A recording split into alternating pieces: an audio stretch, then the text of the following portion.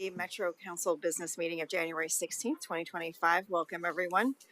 We will now ask Georgia to call the roll for attendance. Yes. Counselor Lewis. Present. Counselor Rosenthal. Present. Counselor Simpson. Present. Good morning. Counselor Gonzalez. Present. Good morning. Counselor Wong. Present. And Counselor Nolan. Present. I'm here. Great. Okay, switcheroo. And I'm here. Oh, and sorry, and Council President Peterson. It's all good, just for the roll. Georgia, when you have a moment, can we please play the safety video for our in-person attendees? I'm Jason, and I'm an event production manager.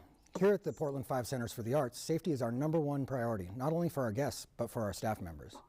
I'm at the Portland 5 Centers for the Arts, and you're at the Metro Regional Center. The council chambers are located on the 3rd floor. In the event of a fire or fire alarm, please exit through the door in the northeast corner of the room. Go down the stairway to the 2nd floor, exit through the main entrance by the reception desk, and gather in the courtyard outside that entrance. In the event of a medical or fire emergency, please call 911 and notify the security agent at the reception desk. The nearest defibrillator is mounted on the steps leading from the reception desk down to Grand Avenue. Thank you, and come visit us at Portland 5. Great, thank you. We will now open public communication on non-agenda items. Georgia, will you please describe to the audience our procedures for the public communication portion of the meeting? Absolutely. If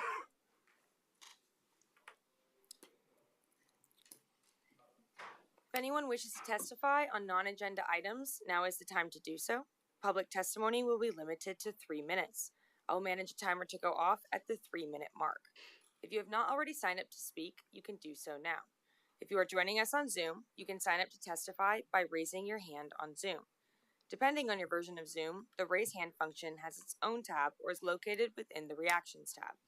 Those calling in can raise their hands by dialing *9. If you are joining us in person, you can sign up by filling out one of the blue cards in the back of the room and bringing it up to me. For those joining us on Zoom, I will promote you to a full panelist when it is your turn to testify.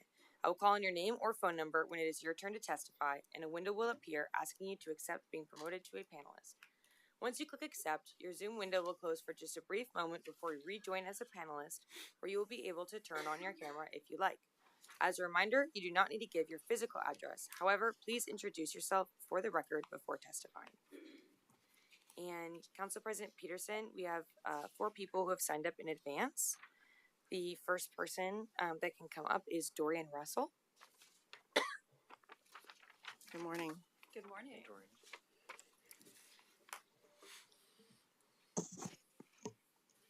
Is this on? Oh, great.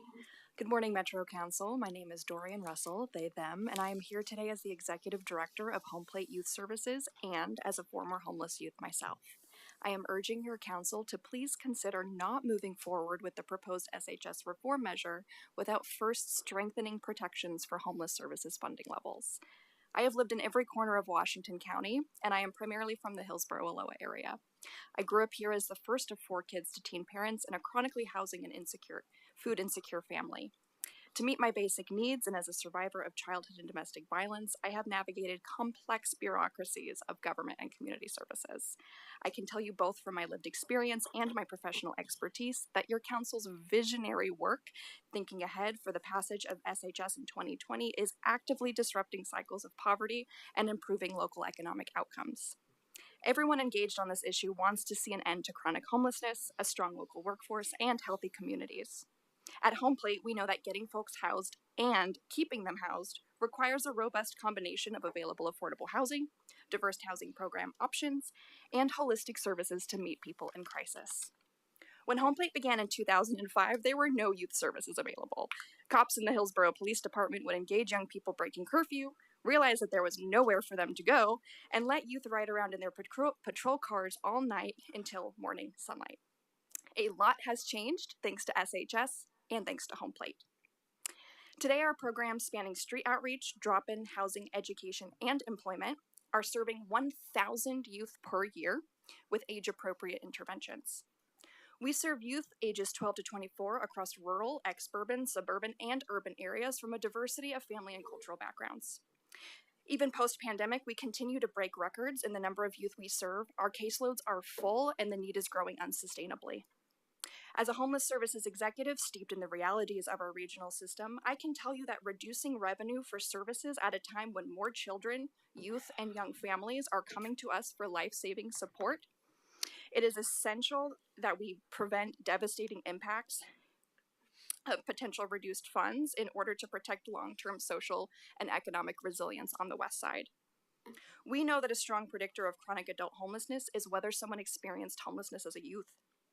The work that HomePlate does to reintegrate children into the K-12 system, get young people the keys to their first apartments, access employment, and so much more is successfully strengthening individual resilience and is also a critical component of our collective economic sustainability at a generational scale. For these reasons, please slow down and incorporate the expertise of service providers in revising your draft reform measure. Please consider a more thoughtful approach to your tax rate reform. Saving households making $250,000 a year just $4 a month is not worth the negative impact of more children and young people on the street. We want to collaborate with you. We have shared values. Thank you. Thank you. Thank you. Next, we have Lucy Simmons.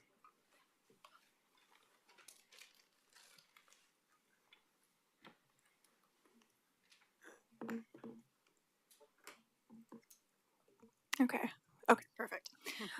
Hi, my name is Lucy Simmons, and I'm the Street Outreach Coordinator at HomePlate Youth Services. HomePlate is one of the few organizations across the entire Portland Metro and the only organization serving Washington County, providing supportive services to youth as young as 12 experiencing homelessness. I am here with the perspective of a direct service worker who has been in the housing services field both before and after the implementation of SHS. As someone who works directly with homeless youth every day, I see how SHS dollars are making a huge impact in our local communities. Any measure passed that results in lowered resources for homeless services will result in tangible suffering of our most vulnerable community members. I and many other direct service providers have not been in many of these spaces before today because I'm part of a team whose days are very busy doing the boots on the ground work of getting our fellow community members housed. The outreach workers I supervise, positions funded through SHS dollars, spend their workdays completing housing and shelter assessments in the rain, hiking through the muddy woods to build relationships with youth living outside, and connecting youth experiencing violence with appropriate survival resources. I don't use words like suffering and survival lightly. In a 1-year period, at least 6 youth served by HomePlate died tragic, preventable deaths, all of them in some way related to their housing instability. To put this into perspective, we see about 1,000 young people per year at HomePlate. A mortality rate of 6 in 1,000 is astronomically higher than the national average. But SHS funding is one of the sources of hope for those of us doing this work day in and day out. Before SHS was implemented, a youth sleeping on the streets was most likely to be contacted first by law enforcement or security officers. In the past 3 years, SHS has funded over 100 outreach worker and case manager positions in Washington County, including 8 coordinated outreach teams, so that the same youth sleeping outside today is much more likely to be connected to a trained social service provider first, providing more streamlined and trauma-informed care for the youth and freeing up capacity for law enforcement. Before SHS was implemented, it was a frequent reality for us to have to look a scared teenager in the face and tell them that the best that we could provide them is a shelter bed, or was not a shelter bed, was a sleeping bag and a tarp. Now, SHS dollars have funded more than 350 additional shelter beds in Washington County, so we can often connect a youth to shelter much more quickly, preventing violence and exploitation. Before the implementation of SHS, youth-specific housing programming was practically non-existent. Now there are more than 3 times the amount of housing slots system-wide in Washington County, with multiple youth-specific SHS-funded housing programs. Through HomePlate's housing program, every month approximately 75 young families are able to access SHS-funded home visit support with navigating educational, employment, and life skills opportunities, disrupting cycles of homelessness, and improving the economies of our communities as a whole. A strong predictor of chronic adult homelessness is whether someone experienced youth homelessness, with non-binary youth and Black, Indigenous, and youth from communities of color disproportionately represented. Metro councilors, I urge you to consider upstream investments rather than cutting resources for our most marginalized children and youth. I want to remind us all that if the proposed tax cut passes, a household making $250,000 will save only $4 every month, while homeless services resources will be reduced at minimum by about $17.5 million every year. To reiterate, every dollar of SHS resources lost will equate to the human suffering of our most vulnerable community members. If you can wrap up, that would be great. Lessons. Metro counselors, please take a pause to allow those of us who do this work every day to provide the technical support and perspective you need to craft a measure that will actually work for everyone. Thank you. Thank you, and apologies for the interruption. That was a text from my mother that I thought was important, but it was not. So I apologize. Next, we have Carol Greeno.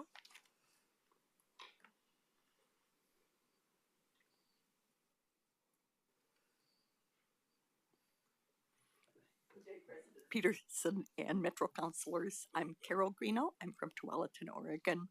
I'm testifying for myself today, but I served on the local implementation plan for the supported housing services in Washington County and was so excited to look at something that I knew we needed so much and so badly. And I've seen it grow and thrive and start to get where we need to go.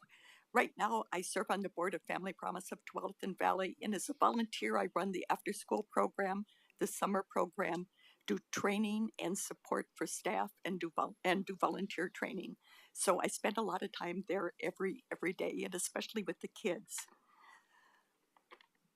I'm asking you not to cut the tax rate.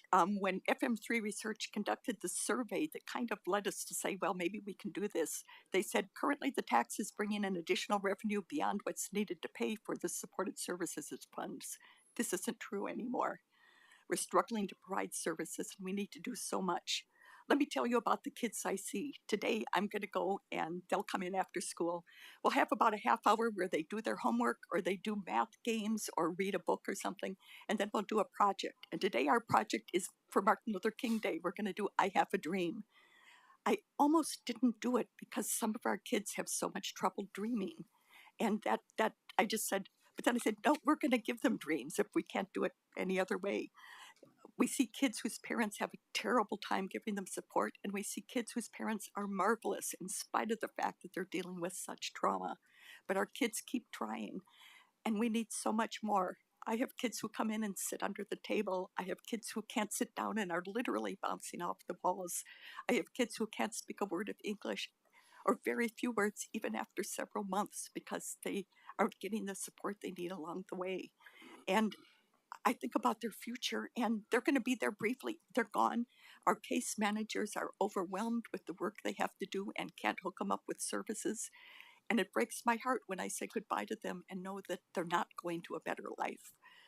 We all know about what happens with homelessness. Kids drop out of school. They have way unattended absences, and too many of them end up on the streets and a burden on society. Our adults need support. We need to get our adults off the street. But if we don't take care of the basic needs of our kids and their parents, we're going to see that we're never going to change that trajectory. We keep talking about turning the curve, but the curve starts right here, not here. And we need to help turn the curve for those kids. We can fix this. You've heard everyone say how much it costs someone. I've talked to a lot of people about the tax. They say it's not the amount of the tax they mind, it's the bother of it. And so one of the things I'm asking you is and I know the rollout was a problem, it's getting better. I'm asking you, can we make the tax less of a bother as opposed to cutting money to all these programs? Thank you. Thank you. Next, we have Myra Mendoza.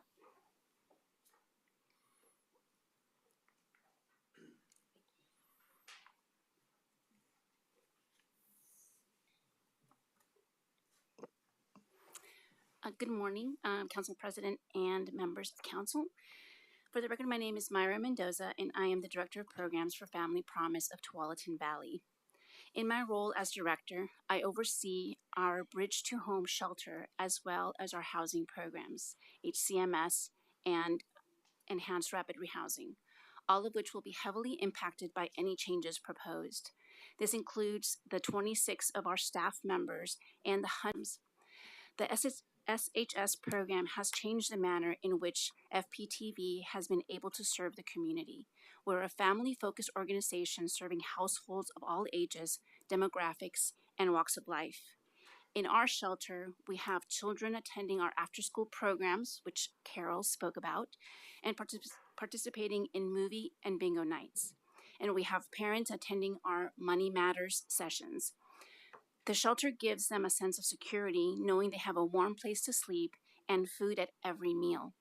With the safety provided by shelter, the adults have an opportunity to seek employment, work with staff who can provide resources, and be able to look into a future of stability instead of trauma. SHS funding is the reason families have these options. Our housing programs, HCMS and Rapid Rehousing, have been delicately structured the past 3 years as Washington County evaluates and listens to the partners' feedback. An endeavor as large as this takes time to develop, adjust, and perfect, and is constantly evaluated for effectiveness. These programs are not just dollars and cents. These programs affect the lives of the humans in our community. The mission of Family Promise is to equip vulnerable families and individuals to end the cycle of homelessness through a community-based response. Today, we are asking the Metro Council to consider that every cent you cut will affect a family, a child, a medically fragile individual continuing to leave the most vulnerable without assistance or hope. We are here today to give them a voice. Thank you for your time. Thank you. We have one more person that I'm going to promote up as a panelist on Zoom, Steph Condor. I'm going to be promoting you now.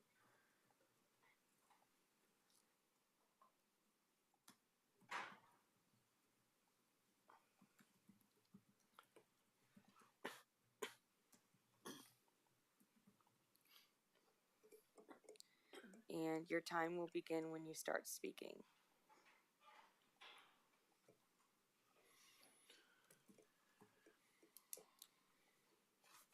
I'm going to send another promotion request. Okay, well, we're going to move on to the next one, and then I'll try this person again. Someone else with their hand up is Kim. I'm going to be promoting you up to panelist now.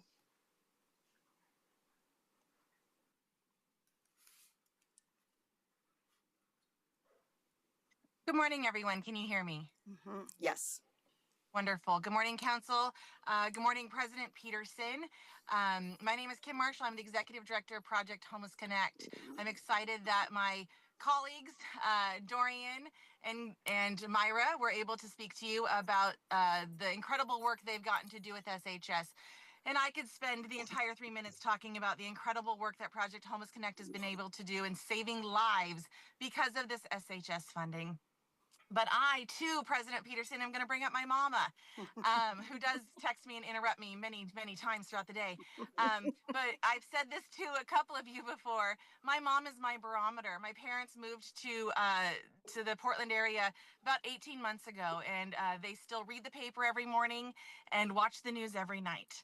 And as we have discussions about these conversations, one of the things that consistently comes out of my mom's mouth is, Kim, why would I vote for anything when there's such tension between the parties involved?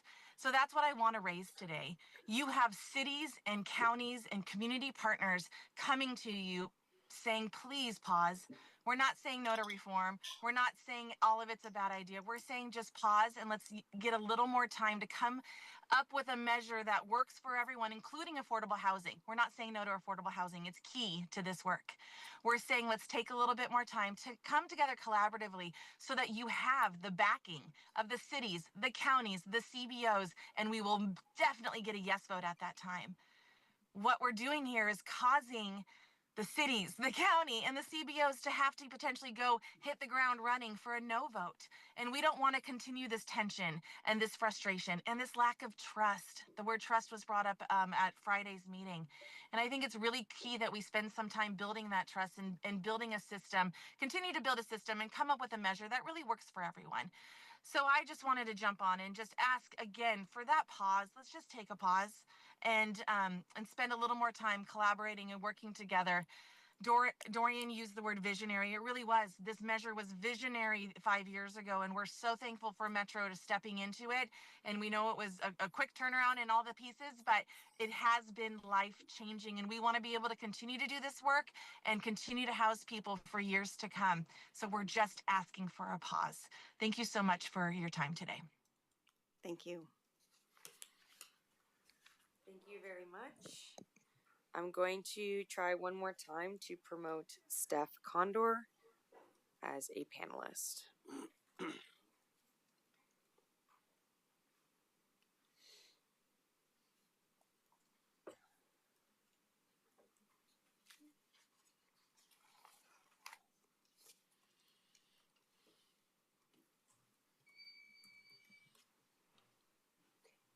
And they are not accepting the promotion, so I think that is the last person who has signed up to testify. Great, thank you. Anybody else wanting to come forward before we close the public communication on non-agenda items? Seeing no one coming forward and no hands raised virtually, we will close the testimony on non-agenda items. And we will move on, council, to our first ordinance, our only ordinance of the day, ordinance number 25-1522, for the purpose of amending the industrial and other employment areas map of Title IV for the urban growth management functional plan for the Montgomery Park area of the city of Portland.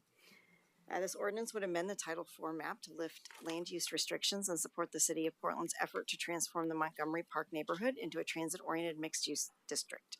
We held a first reading and public hearing on January 9th and received no testimony. Our senior regional planner, Glenn Hamburg, is here. If we have any further questions, are there any further questions for Glenn on this topic? Seeing no hands raised virtually or in person. Is there a motion for ordinance number 25-1522 for the purpose of amending the industrial and other employment areas map of Title IV of the Urban Growth Management Functional Plan for the Montgomery Park area of the city of Portland? I move adoption. Second. It's been moved by Councilor Nolan, seconded by Councilor Rosenthal. Is there any further discussion, councilors? Good program. Exactly. With that, Georgia, will you please call the roll? Yes. Counselor Lewis? Aye. Counselor Rosenthal? Aye. Counselor Simpson? Aye. Counselor Gonzalez? Aye. Counselor Nolan? Yes. Counselor Wong? Aye. And Council President Peterson. Aye, the motion passes. Thank you. Thank you, you all. Glenn. All right, we will move on to our work session for the day on this integrated and expanded regional supportive housing service affordable housing program and our proposed policy package. Counselors, we're going to return to this ongoing conversation. For a year now, the council and Metro staff have collected feedback from our stakeholders and community seeking to identify a path forward that provides continued funding for those affected by our region's housing and homeless crisis. It was great to see all of you there last Friday for the reconvened stakeholder advisory table. We heard a lot of compelling insights and perspectives about the path for funding and improvements to our program.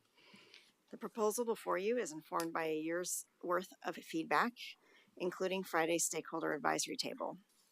We will be walking through some key ways that the draft proposal has changed in response to stakeholder comments, and our main priority today is to identify changes that we agree should be made prior to a first read and public hearing, which right now is scheduled for next Thursday. After we walk through the purpose and high-level overview of each ordinance, our Director of Government Affairs will help work through ordinance section by section. Andy Shaw, you can come on up if you want to. But I've got some introductory slides and work here to do before that. So can we start the slides? If the folks in the back could put up the slides, that would be wonderful. Is it up? Okay. Thank you. Council, we're nearing the end of the line in this year-long process and much has changed. We've engaged with hundreds of people, held scores of meetings with partners and stakeholders, conducted countless hours of analysis and conversation. We began this conversation talking about the looming gap in affordable housing funding, but it became much more. Together with partners in the community, we recognized the interconnections between services and housing funding, and the imperative to secure a solid future for both as we continue to grapple with a persistent homelessness challenge. We also recognize that although government and providers are doing our very best to create hope and public confidence that we are addressing homelessness with compassion and also effective action, we are currently hamstrung by the current SHS structure. SHS was a wholly new thing when it was created in a few short weeks 5 years ago on the brink of a pandemic. So it's no surprise that there have been challenges. Everybody acknowledges that. But we have a responsibility to community, providers, voters, and frankly to each other as leaders to ask how we can make it better, especially if we are going to seek the permission from our voters to expand this funding. And we know it needs to be extended. The sooner, the better. Before we begin to risk the help and support that thousands of families are already receiving from SHS to find stable housing, to escape homelessness, and to stay housed. And yes, it has actually been exactly a year today since this council held a work session and directed COO Madrigal to engage stakeholders in this public process. Soon after, she formed the stakeholder advisory table to help inform her recommendations to us, along with community engagement, detailed conversations with housing experts and service providers, and more. And as you know, the engagement has gotten more involved since COO Madrigal gave us her recommendations last July. As we've dug deep with our counterparts at the counties and cities, as well as key coalition and business leaders to find a path forward. This council put down its marker in October by passing Resolution 24-5436, but that wasn't the end of it. We've continued to listen, we've refined and evolved, and we've gauged public and stakeholder opinions repeatedly to define the art of the possible. Even seen big differences in the last 2 months, last 2 weeks, and the last 2 hours. So we've been really, really listening. I want to thank everyone who's been a part of the conversation. It has taken many hours and it has not been easy. People have devoted countless hours to exploring options and aligning proposals for discussion. And leaders are putting out their necks out into a complex and controversial topic with real lives and future of our communities at stake. But that's what leadership requires. Counselors, I want to thank you for being willing to brave the exposure that this has meant that often comes with thinking big and long term. Today, I'm going to walk you through that evolution in a few key areas before we take a deeper look at the proposed legislation, both a ordinance for the ballot measure and an accompanying ordinance. What hasn't changed is our resolve. If this package is approved by voters, we could create the potential for about $5 billion in new dedicated service dollars over 20 years, and the potential to create affordable housing for thousands of individuals and families across the region over the life of the program. If we do nothing, we may miss a very narrow window of opportunity to bring together a unique coalition. I'm going to just emphasize that, a unique coalition to get this across the finish line with voters, because it takes everybody in our community coming together to be able to make a lift such as this. More importantly, thousands of households and dozens of providers receiving SHS funding will face the prospect of cuts and ramp downs within a few years. Meanwhile, our regional affordable housing pipeline will go dry, and those are the real prospects that I think we must confront. Next slide. As I said, we have a narrow window to do what needs to be done, but we also have the ability to structure our action to allow more time for collaboration and direction on key issues. After all, what's on the table is an integrated service and housing program that would last for a quarter century. So while voters and the region need specific commitments about accountability and our ability to get this done, we also need to be thoughtful about how we approach the collaboration, strategy, and action to create this integrated program. We have heard feedback from our counties and our city partners, as well as key community and provider leaders, just as we did today. I know counselors heard this at the stakeholder advisory table reconvening just this last week. The mechanism we are using to move this policy package forward reflects that feedback, using 2 separate ordinances as the mechanism for this policy package. One will essentially be the ballot measure. The other will go into effect if the ballot measure is approved by the voters in May. The intention here is to keep the ballot measure simple, understandable. It should include what voters must approve and what they need to see to support a measure. The companion ordinance outlines topics to discuss and timelines for having those discussions, just as the cities and counties and stakeholders have asked for. I've asked Andy Shaw to walk us through the provisions of each of these ordinances in a moment. First, I want to walk through how several key issues have evolved as we've listened to feedback in the proposals before us. Next slide. Last spring, throughout engagement and stakeholder conversations, it became clear that the only path to urgently addressing the deep housing need in the region was to pair services and housing funding together within the existing SHS tax, particularly in light of SHS raising a lot more revenue than was expected when voters approved it in 2020. Applying that revenue to a more integrated and expanded set of uses simply made sense to most partners and to voters. Stakeholders in the COO's recommendation were clear that services would need to be the top priority and receive the vast majority of revenue going forward. We have commitments to maintain, and many receiving services and rent assistance through SHS are going to need that support to stay housed. This was never going to replace the kind of funding that the housing bond had successfully used to create more than 5,000 homes since 2018. Let me repeat that. This effort was never supposed to completely replace that. It is supposed to allow more flexibility. But with a volatile income tax, striking the right balance of services and housing investments provides challenging. We've gone through several iterations of earmarks and buckets since the COO recommendation, always with county services funding first. But how much else should we consider reserving for related uses? We know that SHS was never meant to be enough to cover every service needed in the region, and that adding new uses would strain it further. We heard a number of alternative proposals to go higher or to structure buckets differently, and we frequently heard from partners that we needed more time to analyze and understand the impacts of changing how funding would flow. This is where we've ended up. We must make clear commitments to voters and each other now, that whether for services or housing, this funding will be focused on the deepest need and the most chronic homelessness challenge, and it will continue to be regionally distributed for an inherently regional issue. And we must also work together to make clear to our state and federal partners that we need them to do their part. But the right way to structure the future of regional funding for services and housing can take a little bit more time to work itself out in our new oversight structure. So the proposal before us allows for that conversation, analysis, and recommendation for a stronger oversight and policy committee. First, in setting up an interim allocation that would allow a broader use of funding by 1 year after the proposed May election, then in developing a more lasting allocation that is woven into a strategic regional action plan. Next slide. We've had similar evolutions with our thinking about how to better engage cities alongside counties in the work to address homelessness. We all recognize that cities have a unique experience with homelessness and a power to respond on the ground with interventions and supports that have an immediate impact. We have also heard repeatedly that cities feel that they have not been treated as full partners in the implementation of SHS, certainly not following the model of collaboration that we've seen with cities and counties in our housing bond work.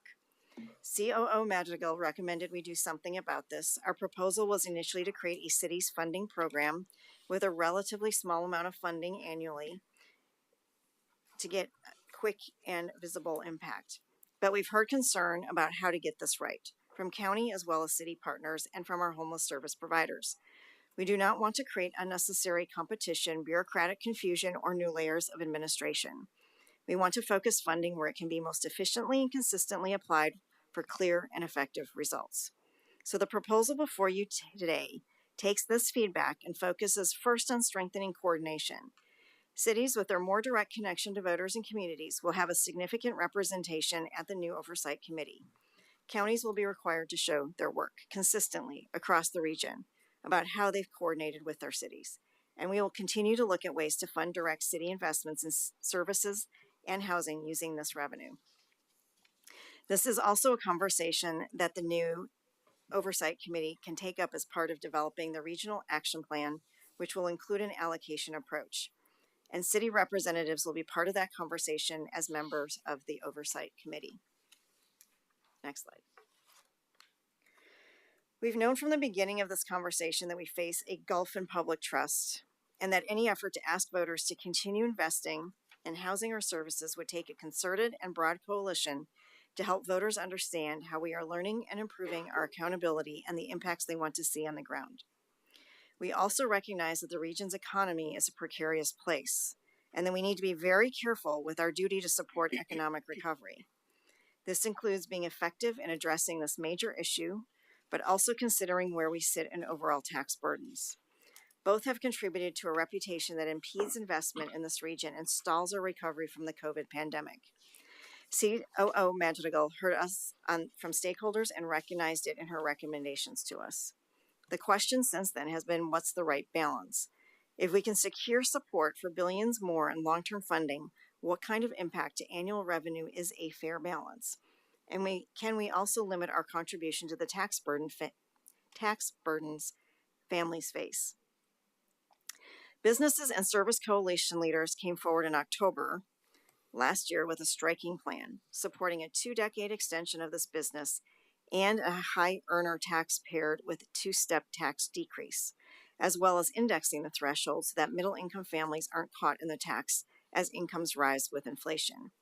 This has been an active and at times contentious conversation, and that's to be expected. But almost everyone has been pragmatic and real about recognizing the need for some sort of tax relief and why it's worth it. We've seen a number of alternative proposals emerge for different phasing, degrees, or structure of tax relief. This is an active conversation playing out right now, so the draft legislation before us today leaves a little more time to find the broadest possible agreement before a final proposal emerges to be put before voters. We know these conversations are critical to building a coalition moving forward and to bringing our partners along. We understand that conversations are productive and they may take a little bit more time to play out. Emphasis on a little bit more time, though. We do need to be ready to refer something to the voters within little more than a month, and I'm hopeful that we can get there. I'm grateful to the community, business, and provider leaders that are engaging in this discussion. I know from experience, it's hard work. There are just a few significant examples of how we've listened and evolved through recent months and weeks. And now that we've walked through these issues, I want to hand it over to Andy Shaw to describe what's in the draft ordinance before us. Andy. Great. Thank you, Council President Peterson. Andy Shaw, Director of Government Affairs. I use he, him pronouns. Thank you. Next slide. So this is, on this slide, you'll see the elements of the measure ordinance broken out by topic. So this is the ordinance that would be referred to the voters. And I'll walk through these on a high level areas for both the measure ordinance and then the companion ordinance before we go on to your discussion. So key findings, the draft ordinance finds that homelessness and housing are matters of metropolitan concern, that the need for affordable housing persists and the funding cliff we know looms, that voter approval is needed for SHS funding to be used for housing. We need reforms, regionalization, long-term stability in the SHS program, as well as integration of housing more deliberately into homeless services programs. The long-term needs, so key provisions there are, of course, allowing funding to be spent on affordable housing uses, and this section of the ordinance uses a deliberately broad definition, including, for example, preservation, construction, acquisition of land and existing housing, and so on, all while prioritizing those with the deepest need. This language also calls for local SHS implementation plans to incorporate affordable housing for more people who are receiving services. It seeks to minimize the funding cliff risks and take advantage of immediate and ongoing opportunities.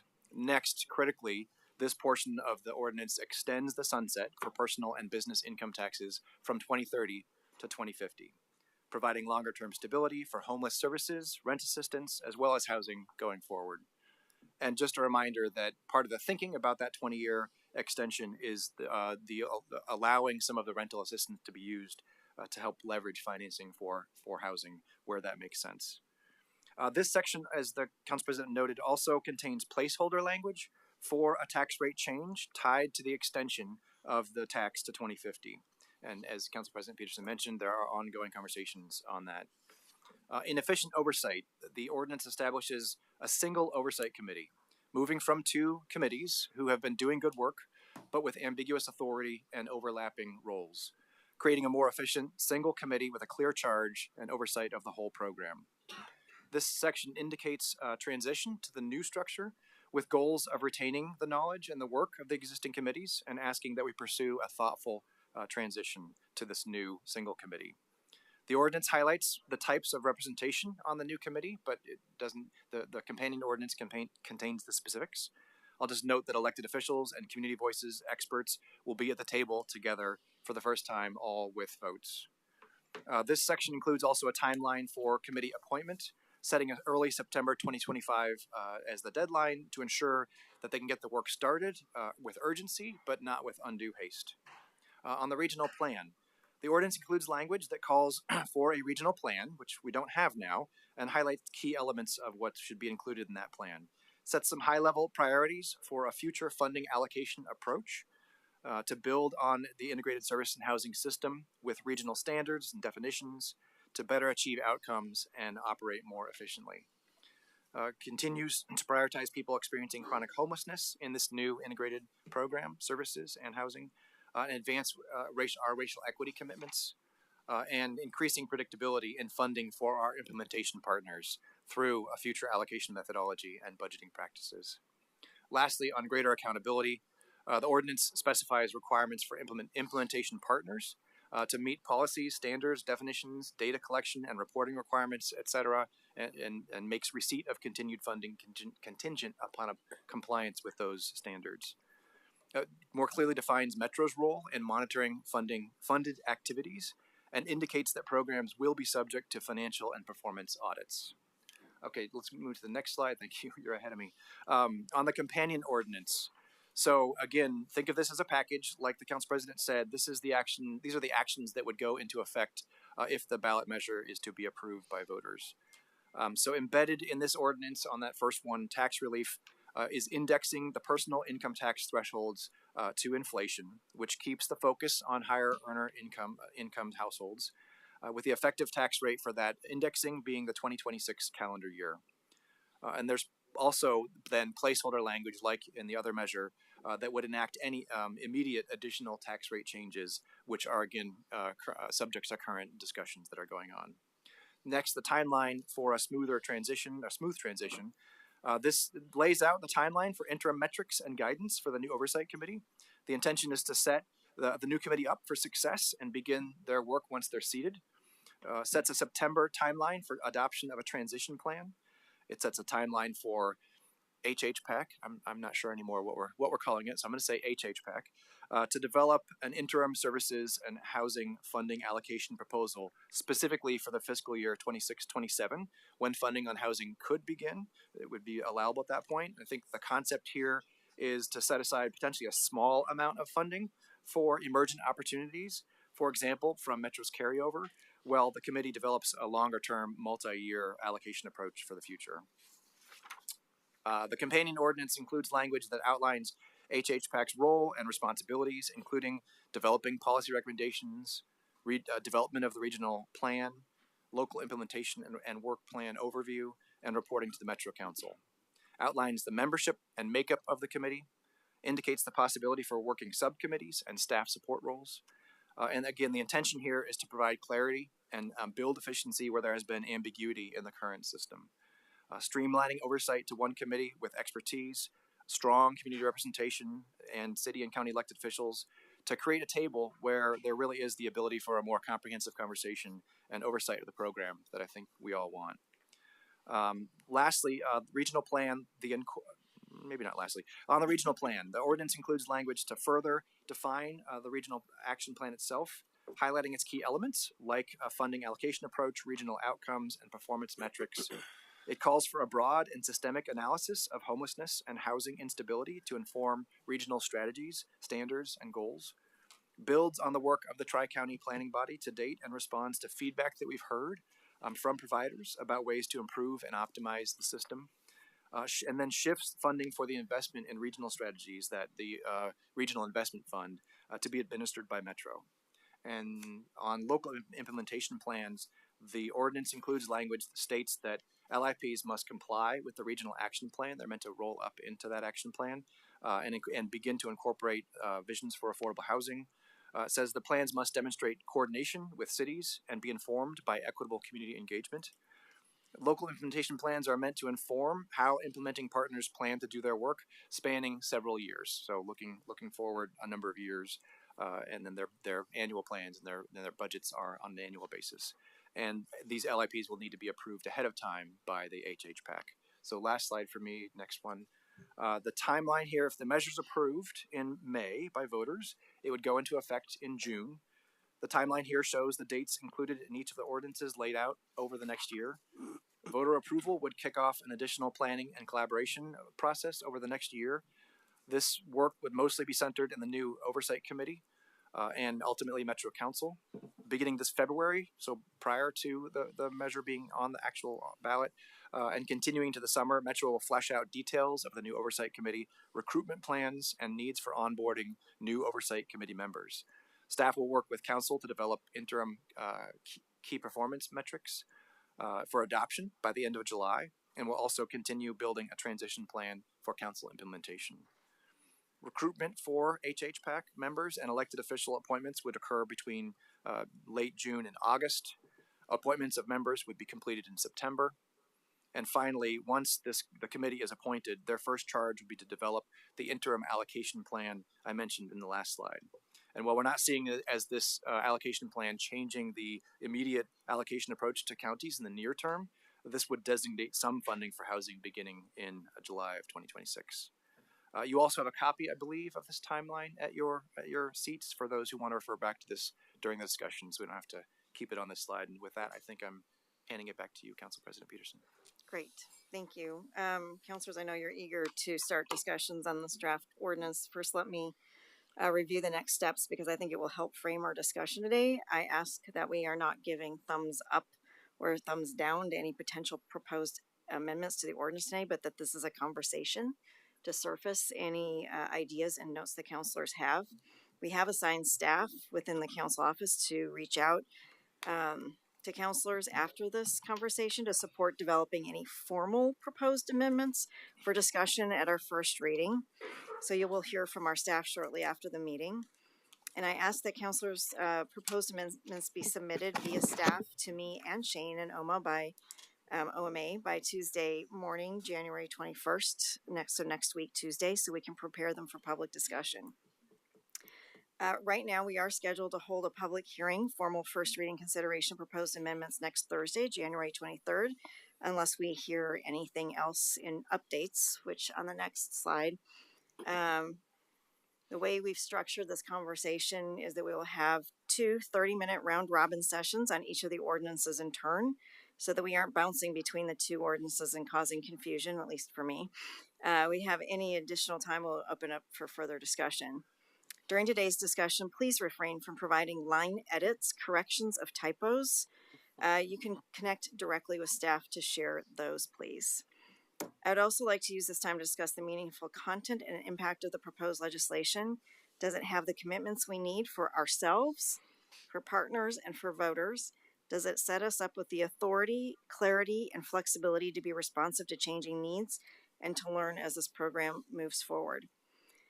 With that, Council, before we move into a round robin on the first ordinance, which would be the ballot measure ordinance 251525, I know that Councilor Wong might have an update for us on stakeholder discussions and might want to give us, Councilor Gonzalez, either one. Great. Yeah. Thanks. Thanks, President Peterson. And I want to thank you for your leadership on having our region have a conversation around the most important issue of our time and of our generation, for Portland, but for the West Coast and for our country. So I think it's been really important to lean into that, and I think that we're very much on the right path. I did want to share an update because I have learned that the Welcome Home Coalition of Communities of Color, the Portland Metro Chamber, and Here Together are now working to expand the coalition on this effort, and I think it's really important to me and to Councilor Wong, and I'm sure to others, that we set the space for that coalition to gel around some items, and I feel like as we continue to work on this, giving folks space to build that robust regional program that we're aspiring to is just hugely significant. And and continue supporting them in doing that. So I also want to share that I understand that they had a very good meeting last night that I think could be significant in how we move forward. So I want to provide that update here and look forward to working. And again, want to thank everyone for their diligent effort. Councilor Wong, is there anything you'd like to share? Yeah, thank you, Councilor Gonzalez and Madam President. When I'm considering this potential referral and ordinance, there's a couple criteria that I'm really focused on. The first is, would a potential measure create a true regional system instead of 3 siloed systems? And does it improve transparency and effectiveness? So that's the first one. The second one is, does this measure maximize impact over a longer period of time where we're bringing the necessary resources for the long term? I don't think any of us want to be planning, how to wind this down over the course of our term. I don't think our county electeds or city electeds are excited about that scenario either. So having clarity as soon as possible on the future makes a ton of sense. And thirdly, my entire career in advocacy has been working in coalition. Coalitions have accomplished extremely challenging wins, in our region in transportation with like the 82nd Avenue Coalition or the Portland Clean Energy Fund Coalition. So coalitions are extremely important and valuable in creating that change and building public support. And I think for any sort of referral, I do believe that having a broad-based coalition is extremely vital to our chances for success. So I want to thank all the coalition members here from Here Together, Welcome Home, the Metro Chamber, and the Coalition of Communities of Color. And I've been having difficult but productive conversations. And I'd also like to spend some more time to make sure that the coalitions have the time to talk to their own members and bring more voices into this coalition and grow our tent. If you would be willing, I would like us to consider delaying the first reading to January 30th. To allow our partners to have more time to build kind of consensus around where we're headed. If that's okay with you, Madam President and colleagues, that's something we'd like to consider. I'll just look down the row. Yep, we're getting head nods. So I think that's what we'll do. We'll move the first reading to January 30th and have another conversation about this on the tax structure specifically. Then on the 23rd. Great. Thank you. All right. So as we move forward, and again, I just want to say my thanks. I think the entire council is grateful for the conversations that are going on. We'll move our focus to Ordinance 1525 as drafted. And we'll just go down the row of what questions do you have, clarifications do you need? Where would you like to see more or less specificity, and what potential changes would you like to see? Why don't we start with Councilor Nolan, if you don't mind. Thanks, Madam President. I'll start with some questions so I understand, and the people here and anyone else who's paying attention knows. And I don't know if, well, actually, this might be a question for Ms. Rojas or someone in housing. May we get someone there up to talk about this? When she asks the question, and then we'll know what staff. How many people are in population A now? And how many would we expect to be in? How many would we expect to be in population A, say, in 2028 and 2031 if these measures are adopted and implemented? And what portion of the revenue collected to date has been spent on population A since the measure currently requires 75%. Come on up. Thanks. And name for the record.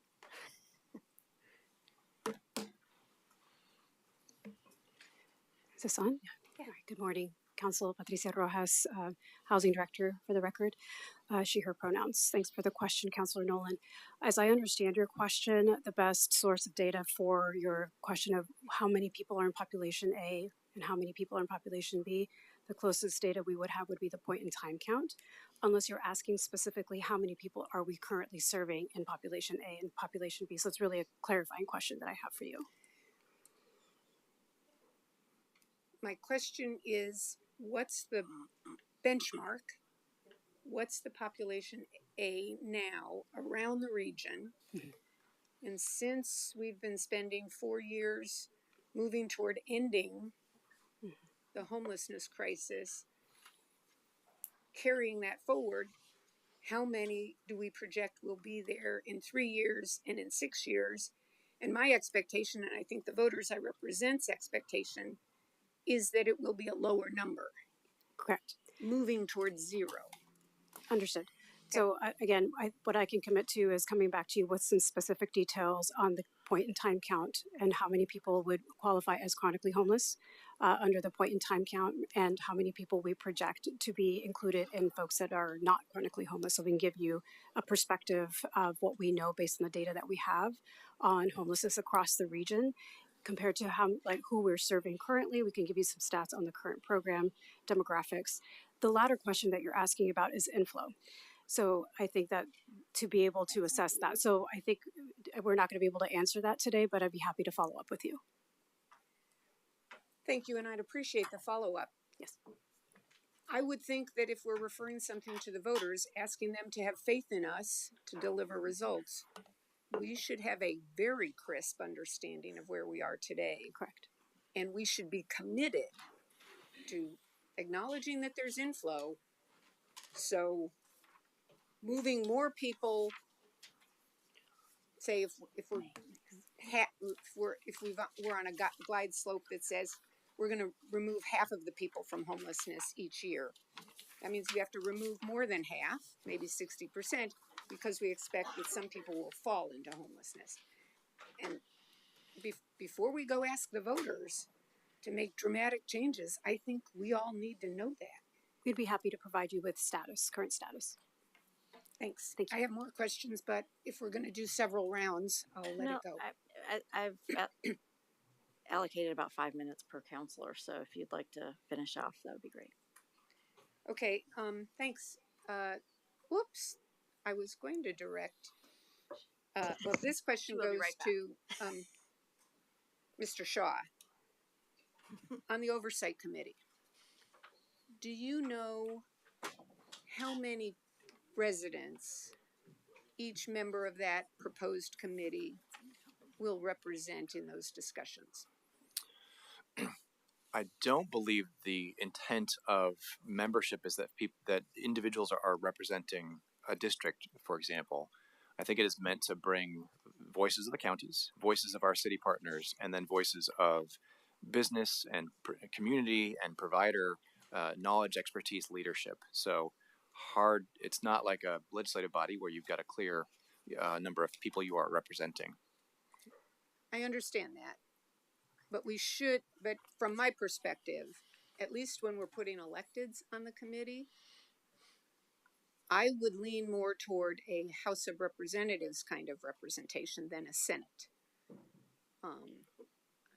I don't want Alaska with 500,000 people having as much presence as California with 43 million, or a small city in the region having as much presence as Multnomah County with 800,000 people. So I'd be interested in knowing approximations on what mantle each elected official brings to the Oversight Committee. And I'll just say, I think the intent is to model it after other collaborative bodies that we have that function today very effectively at the regional scale, where we aren't really thinking about that from a constituent representation point of view, but thinking about what are the broad interests across the region that we want to bring to this morning's meeting of JPACT, and have develop a consensus about the region's transportation plans. I think I'm just positing that is the model that I think is intended here. But we can work on trying to provide answers to that question. I'd like that answer I as think- soon as possible. I think the other, conversation that has taken the last 40 plus years here at Metro, and it's a continual tension, is representation at our regional body tables. And every time that the question has been called for more representation from one area or another, it has landed back with this. So that's where we started. Thanks. And I have a question for our attorneys. Currently, the program requires, although I don't know that we can demonstrate that we meet this requirement, but it requires that 75% of the revenue collected be used to provide services for chronically homeless, what we call population A. I've been told that that doesn't change, but I'd like a demonstration of language so that I have confidence that it's not changing, because that's what I hear voters are interested in, the abject human misery that those people experience. Thank you, Councilor Nolan. Members of the council, Carrie McLaren, Metro Attorney for the record. There isn't anything in the proposed ordinances, either the measure ordinance or the companion ordinance, that changes those elements. We currently have those provisions in our work plan, which are the administrative rules under which our program is administered. I would also say that the allocation plan process that's called for, that's another place where Metro Council will be again delineating and articulating what the priorities are for funding. So council has that authority to specifically re-enunciate, if you want to, under the structure that has been proposed in the measure ordinance. Okay, I'm usually pretty smart at understanding legalese, but I'm a little lost here. Let me read. Is the requirement for 75% in the 2020 measure? The requirement for 75-25 split was in the companion measure. After that measure was adopted, in the companion measure, the 75-25 split was in the original 2020 measure as a commitment for chronic homelessness and those, I think the language is at risk of experiencing homelessness, but essentially that population and population A and population B, as you discussed. We carried forward that clear commitment in the work plan that Metro has governing this program, and that is part of effectively our administrative rules for how we're carrying it out. Nothing in the proposed ordinances as structured today would change that. And what I was trying to point out is that should council want a later opportunity to, I said re-enunciate, but sort of re-articulate that commitment, there is the opportunity to, in the proposed structure, when council working with the HPAC adopts an allocation plan or methodology for the program going forward. So I would say, for instance, tightening up all three counties' definitions to be the same for population A and population B.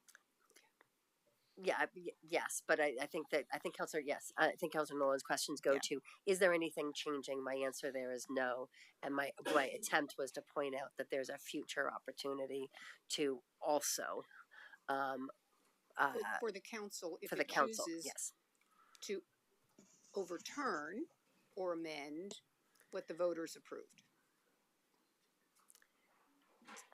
So, Councilor Nolan, I think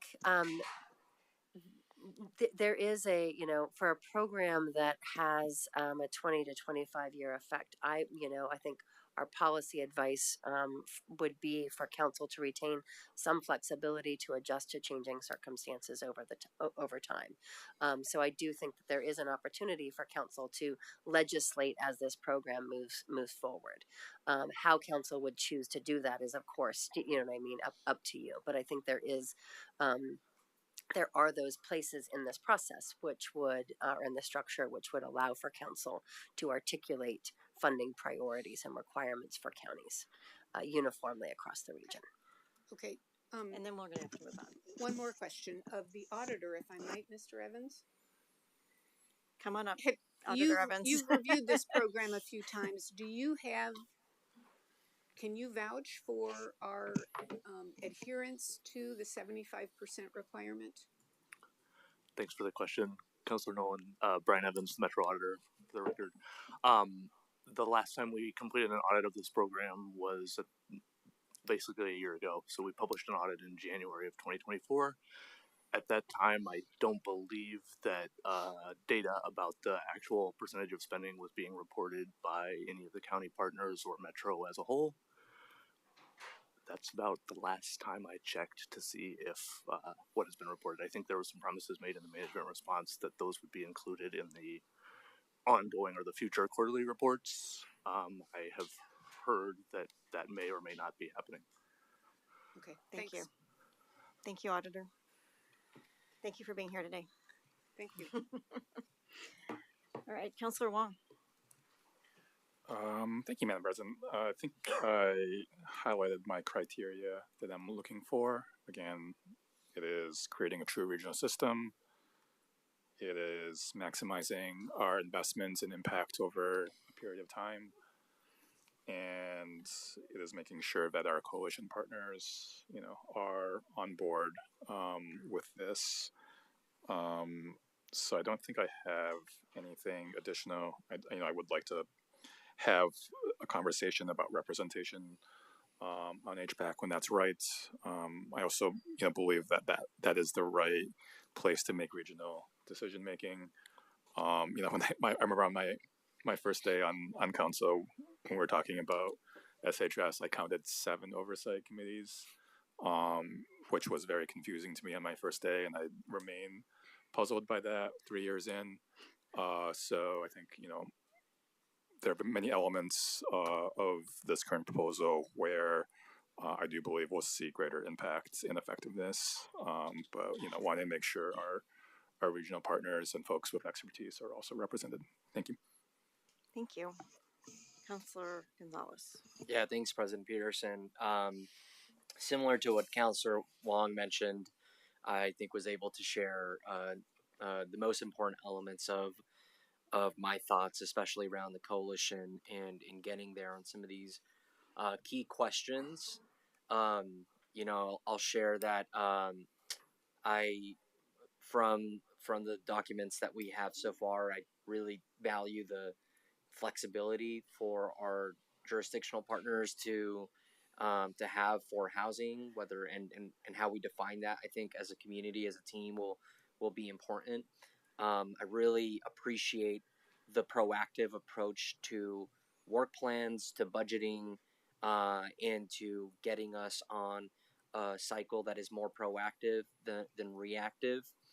And overall, I think that we're on the right track for regionalization and oversight. And, I've had really strong engagement from the cities in my district and from Washington County. And so I'm hoping that, and it's detailed in the documents in front of us too, but, this transition period from our current moment that we're in to the new system that we want to build, and I know that you share this same energy, is really creating a robust process for our stakeholders to design that in a way that is really meaningful. And lastly, I kind of say this tongue in cheek, but I think that if there's something that we have unanimous consent on, I don't think it's unanimous consent, but I've heard a lot of energy on changing the name from H2POC. Oh God. So I want to ask the real questions here, so I feel like I don't have a recommendation. So something I want to think with folks about and how we can move forward on that. But just wanted to share those high level themes and appreciate it, and want to echo what Councillor Wong mentioned. Thanks. Thank you. Open to suggestions. All right, Thank you, Madam. Councillor Simpson. Thank you, Madam President, and I appreciate that, Councillor Wong. Councillor Gonzalez. I do not want to invoke Tupac every time we come to council, so I appreciate that. There are four things in this draft proposal that speak out to me. And first, I want to thank our coalition partners, all of them. I know these negotiations are emotionally exhausting and draining, time consuming, but I want to thank all of you for the work that you put into this, because the work that we have in front of us today really reflects four things for me, and that's regionalism, accountability, scope, and outcomes. What this measure was intended to do in the first place. And so I'm going to reflect a little bit on how regionalism will deliver on the original goal of this regional response to homelessness. A single North Star built on local plans and know-how, but serving people whose lives and challenges are not confined to jurisdictional lines. That's why we are Metro. We don't have jurisdictional lines. The only one that matters is the UGB and our MPO. We have everything within. That's how we have to start to look at that. Making the system more efficient and accountable, building and committing to an achievable plan, eliminating unclear and overlapping decision-making roles, and having clear mechanisms for corrections where needed. This is why we're here. I would fall back a little bit on what Councillor Nolan said around data sharing. I believe we don't have one yet, and it was supposed to be done in 2022, and we're 5 years into this measure. Common sense tells you that's not working.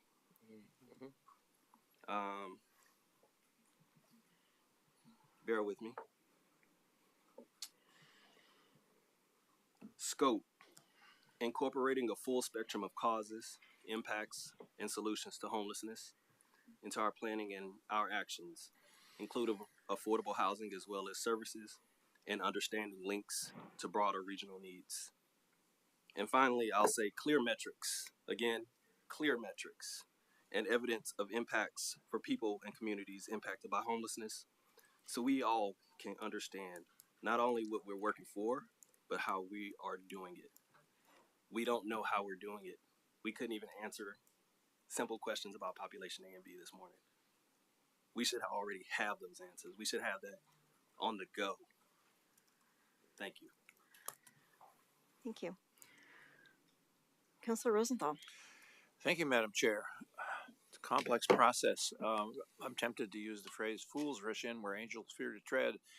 We ran into this without really having a guidebook as to how we would proceed. We have the goals. The good news is, of course, I think everybody agrees on the basic North Star, which is making homelessness rare, short-term, and unrepeatable. Everybody agrees on that. And I think most people agree that we have been making substantial progress. We've had success in the housing bond. And as you heard from some of the testimonies, some of the local service providers are quite, I wouldn't say happy, but let's say they recognize that they have resources that they never had before. So I think there's some good things that have happened. I have to say on the ordinances, there's a lot. These are complex ordinances. I appreciate the fact that they numbered the whereases on one of them. That's a good start. I think that's great. Makes it a lot easier to read and refer to. I would have to use, and I'll use an old term, I have not entirely grokked. If you know what grok means, it's a combination of understand, parse, and project. I have not entirely grokked the relationship between those two ordinances and all the details that are included in there, so I have to refrain from judgment. But I do have to say, at this point in time, part of the proposal, I understand some of the reasoning why we have been proposing particularly a ballot measure at this time, and why we're proposing to think about rate reductions at some time in the future. But I have to say, from my constituents, I have heard no support for either a rate reduction, and that's from personal constituents as well as public constituents, from either a rate reduction or for going to the ballot measure at this time. that doesn't mean there aren't arguments for both of those, but I have not heard any support for that. And as for the committee structure, I'll get to that in a minute. When we get to that round of discussions, I have some more comments on that. So that's my position at this time. There's been a lot of thought going into this, and I appreciate all the work that staff has done on this. And I also have to say I'm very grateful that it has encouraged a very robust discussion of how we move forward. What we create in the next 2 years is probably not what's going to be the final product that we end up 2 years after that. We don't know what that's going to look like, but we have to put enough flexibility to deal with both changing situations. Hopefully, we will help reduce the need to some extent over the few coming years, and we also have to have the flexibility to respond to what may be a very interesting federal process coming up. Thank you, Councilor Lewis. Sure, thank you so much. I'd like to thank everybody for this work. I don't think anybody is thinking that the path ahead is easy, no matter if we are at a sprint pace, a jog pace, or a walk. We have between now and when this measure expires 11 ballots to choose from, assuming we're only looking at May's and November's. So no matter if we are talking about this now or take a short pause or a longer pause, we are working in a world of constrained resources, working in a world of the push and pull of getting this current year right, next year right, or the long-term future right. And I do appreciate that at Metro, we seem to prioritize the mid to long-term future because that's what this system needs. When we look at our region, we are in not one housing crisis, but multiple. We obviously have folks who are living on the street who need more services, who need more service workers checking in on them, who need immediate resources that could be shelter, that could be transitional housing, and by God, I hope it's PSH and permanent supportive housing. But layered on top of that, we have a crisis of not enough production of affordable units and workforce units. Housing at its core and homelessness are tied. Last year, the city of Portland had permits pulled totaling 860 multifamily units. Of those, so it's 27 projects. I believe it was 8 that looked like they had any public dollars in them. And we're approaching the end to our stream of local dollars as our housing bond has been fully allocated. So when I look at the most effective tool we have, which is our local voucher, to help folks exiting street homelessness into their first keys, their first doors, those vouchers rely on units. So I remain committed to finding a way to work with the largest per capita funding stream for homelessness in the country to include, when appropriate, housing, specifically housing that is integrated with PSH. That said, I'm also oriented towards movement building, and that perspective needs to be on a path forward where no stakeholder is more important than any other, and we can all access and agree on things that should be facts. When we're not in that environment, largely it has to do with trust, but also has to do with lack of sharing and data. I've been in front of many city councils, I've spoken in my district, and I get ripped apart for not having good data. Ripped apart. Now is not the right time, I hear, because you can't answer this basic question. We had it this morning. We won't be any better off in 4 years if something doesn't change. Maybe that something doesn't require a ballot measure, but it does require us moving forward as a real partner with our data responsibility as outlined in the original measure. To that end, I'm looking for something in the ordinance that I didn't see in the draft language that would go so far as to say continued funding is contingent on Metro having access to data. That would be a change that I would find base level. You can't have good corrective action, you can't have good oversight without something like that being added to the ordinance. Otherwise, I join my colleagues in the good questions this morning. And I would also, I think, like to just speak more broadly to the fact that we've heard stories of success and we see stories of success. I just this morning saw an annual report from a service provider in my district. 27,000 and then, change folks who access shelter at Father's Heart in Morgan City. That's huge. I want us to be able to envision a future more than 5 years from now where that level of service can be continued. I want to recognize that the success on the ground is granular and that this work is, by its nature, granular. One person at a time gets connected to what they need. One person at a time gets keys and a service provider. That said, the regional system has not had the system reform of really making a regional system with some consistency in definitions and some consistency in how our nonprofit providers can work. And without that, I think we fail on the promises that we made in 2020. Thank you. I think Val Galstead has come forward to talk a little bit about the data collection requirements. Absolutely. Hi, everyone. For the record, Val Galstead. I use they, them pronouns. I'm the Director of Strategic Operations here at Metro. And I just wanted to flag that in, I believe it's section 7.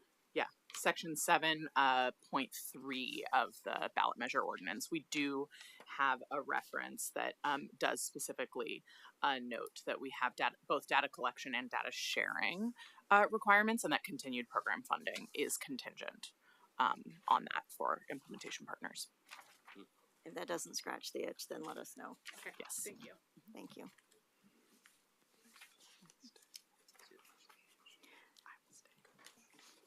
Well, I just, any other specific on the ballot measure ordinance itself? I think we've got some time to look it over. Councilor Nolan. Just a quick follow-up, Madam President, on the comment you made, Ms. Galstead. Continued funding is required on sharing data. Does it say that Metro defines what that data is, and we have to have a searchable data set? The language is, and I can always let Shane speak to the legalese of this, but the language is written relatively broadly to say that the requirements include but are not limited to, and then has a variety of requirements, including outcome metrics, reporting, data collection, data sharing, all regional policies, standards, and definitions as Metro defines. So it's intentionally left for Metro to be able to define that. And so could we define it in the implementing ordinance more precisely, so that voters and our partners see what we expect before they vote? That would get closer to scratching the itch for me. Yeah, I was just going to mention that I think the construction of this with a referral ordinance that is relatively high level and speaks to the goals and outcomes we're trying to achieve, and then a companion ordinance that is more of the implementing ordinance, that the details of that would probably more properly reside in that companion ordinance. I think that is a great tool for working with our partners to have a dialogue, to share understanding. I think it'd be very challenging for that level of detail to reach the voters before they vote on something like this. So just wanted to parse those two pieces, which is partly why we're trying to keep the referral ordinance itself on the high level issues that we think are easier to get across, what you are trying to accomplish in asking them to weigh in, as compared to those that are meant for the continuing collaboration and continuing implementation steps. For me, a useful tool when we have different parties approaching a challenge or a need from different perspectives is what we mean we commit to words on a piece of paper. because if we are timid about that, I don't think we really are committed to it. Broadness is too often a shield for lack of commitment. So noted. And we can follow up and look at both of them to make sure that we're consistent throughout and maintaining that. Thank you. I just want to say thanks to the staff for both of these. This has been a very long, arduous process of iteration between trying to get everything that everybody has asked for in here. So I just want to say thank you for all the time spent, because this has been not just weeknights, but weekends and holidays. On that note, can I just note there's a couple of us up here, but there's a much bigger team of staff who have been working late, long hours. So, and if they want to stand up and be recognized, come on, Craig. Not all here. Come on, you're Yeah, all Craig. should be standing up. Come on. They don't want to stand. So shy in public. I just I think this ballot measure ordinance has the right combination of permissions being asked for and the right amount of direction in it for the things that have been holding us back from moving forward, and really does a great job. And I think the companion piece that we're about to get to really delineates how we're going to do it and what our expectations are. So counselors, if we can move to measures, the companion ordinance 251526. You know, what I have said for a very long time is that roles and responsibilities and measures of success were left undefined when the ballot measure was put together last time, leaving us very open to everybody to define things the way that they wanted to Councilor Nolan's point as we moved forward. And also people's expectations were defined from thousands of different angles on this of what we should be doing and how we should be doing it. So we're really trying to narrow that down and say this is how we will proceed into the future, and this is how we will get our definitions and keep things on track. So if you really, you know, as we look at this companion ordinance, please look at it from that level of specificity. Did we give a due date? And are we holding ourselves accountable to that due date, as well as to the topics that are in it? So please take a look at those, and we'll start with Councilor Lewis, if that's okay, and go down the other way. Sure, thank you so much. I am broadly supportive of this, particularly from the governance structure perspective. As somebody who attends almost every single Tri-County Planning Body and Oversight Committee, I think it makes sense to have those conversations in the same venue. The one is making sure that the monies have been spent appropriately towards hopefully a shared goal. And then the other, doing system reforms to bring us to a regional system that functions across county boundaries. And the work is going to be complicated because it's a big lift to move to a committee with subcommittee model. I think we lay it out nicely here. I also think that the feedback I've heard has been from some folks, no, this is not right because you need to have this committee made up of people who represent jurisdictions and who are the doers and who are elected, and we should have electeds only. I've heard that from Clackamas County, that they want electeds only in oversight, which is a little rich considering the fact that they currently have the opportunity to show up to those two meetings and they don't. And then other stakeholders have said, get us politicians out. We're the dum-dums, and the people on the street, the people who are paying this tax, have a lot of perspective that's valuable.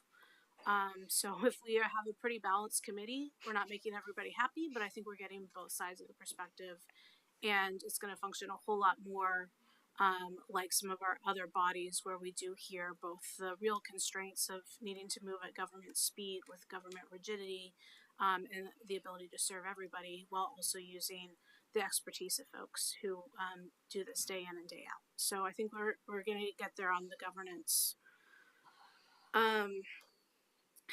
My one question: where are we with this working draft on Metro's authority as the tax administrator, the tax collector? Obviously, City of Portland right now is our administrator by contract. There have been grandiose dreams of potentially using Department of Revenue, which wasn't an option to us when we set out on this course. But we heard this morning from testimony that said literally make tax payment less of a bother. And I use that as a quote. So if we wanted to make the shift, Department of Revenue versus Portland, if we wanted to address some of the fees and penalties that make this quite a bother and are quite inefficient, would Metro Council have that authority under this structure, or we would be sharing that with the H2PAC? I'm going to look to our attorneys because I think there are two questions there. One is the question of what authority you have over the policy around penalties, late fees, those kind of things. The other is an agreement we have with the City of Portland to collect the tax, and the question of the timing on that, and versus trying to shift that to the state. So. Yeah, so Councilor Lewis, members of the council, Carrie McLaren, again, Metro Attorney.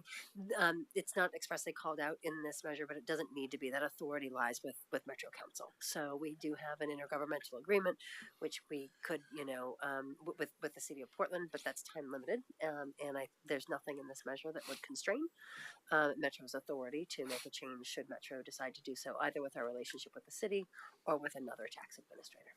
Okay, we're silent on it, and it sounds like, and that's a good thing for me. Thank you. However, if we want to give ourselves a to-do. Oh, I think about it every day. It's to-do. If we wanted to give ourselves a to-do with a timeline to start those conversations and move them forward and see what our options are, then I think it would be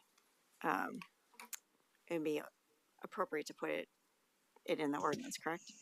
Yes, President Peterson.